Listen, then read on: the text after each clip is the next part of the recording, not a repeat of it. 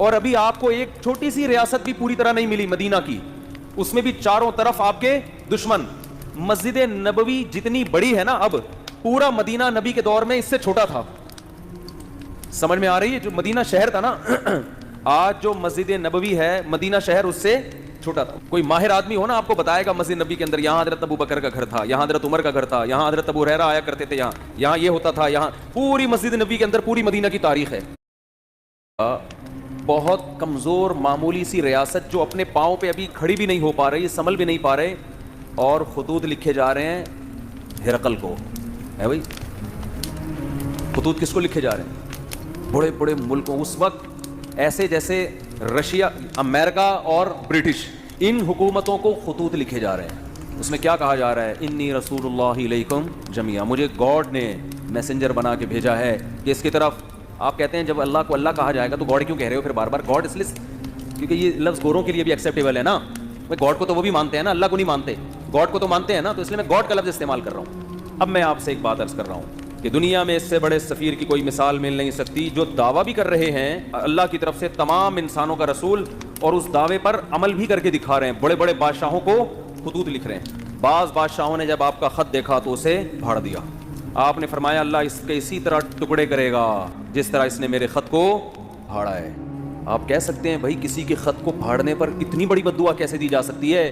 بات یہ ہے کہ دعویٰ جتنا بڑا ہو اس دعوے کا انکار بھی اتنا ہی بڑا جرم ہوتا ہے. اس کے ذمہ لازم تھا, کیونکہ نئے پیغمبر کا لوگ انتظار کر رہے تھے. لوگوں کو یقین تھا کہ حضرت عیسیٰ ابن مریم آخری نبی نہیں ہے. عیسائی بھی انتظار کر رہے تھے, یہودی بھی انتظار کر رہے تھے.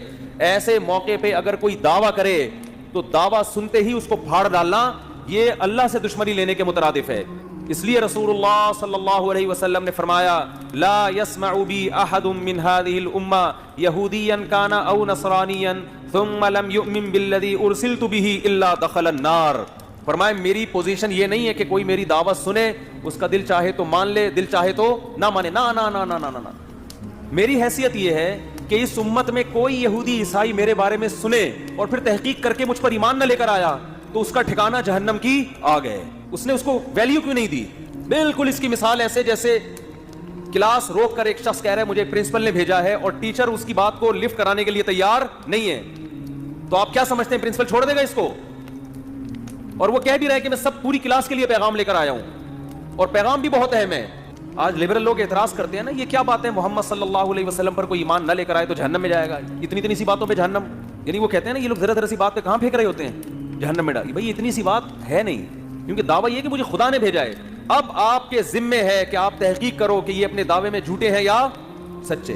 آپ اس کان سے سن کے اس کان سے نکالنے کا آپشن آپ کے پاس ختم ہو گیا. ابھی آپشن نہیں ہے آپ کے پاس کہ ادھر سے سنیں اور ادھر سے نکال دیں گے یار یہ مسلمانوں کے مذہبی معاملات ہیں, چھوڑو. آپ کہہ سکتے ہیں کہ کیا دلیل ہے آپ کے پاس کہ محمد ابن عبداللہ صلی اللہ علیہ وسلم اس دعوے میں سچے تھے؟ کیا دلیل ہے آپ کے پاس؟ ہم کہتے ہیں 1400 سال پہلے جو آپ کی نبوت کے برحق ہونے کے دلائل تھے وہ تو تھے, وہ لوگوں نے اپنی آنکھوں سے دیکھے. 1400 سال کے بعد جو آپ کے برحق ہونے کے دلائل ہیں وہ پہلے سے بھی زیادہ ہیں, وہ اس سے بھی زیادہ ہیں.